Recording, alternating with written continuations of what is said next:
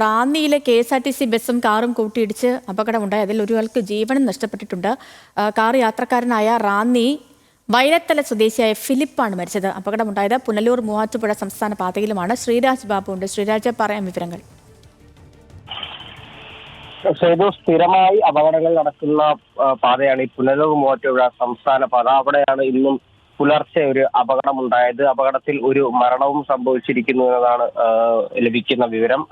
വയലത്തല സ്വദേശി, റാന്നിയിലെ തന്നെ വയലത്തല സ്വദേശി ഫിലിപ്പാണ് മരിച്ചത്. ഇവരെ കാർ വെട്ടിപ്പൊളിച്ചാണ് ഫിലിപ്പിനെയും അതുപോലെ തന്നെ ഫിലിപ്പിനോടൊപ്പം കാറിലുണ്ടായിരുന്ന സഹയാത്രികനെയും പുറത്തെടുത്തത്. പത്തനംതിട്ടയിൽ നിന്ന് റാന്നി ബസ്സാണ് ഇത്തരത്തിൽ അപകടമുണ്ടാക്കിയത്. നിലവിൽ കാറിന്റെ മുൻവശമെല്ലാം പൂർണ്ണമായും തകർന്ന അവസ്ഥയിലായിരുന്നു.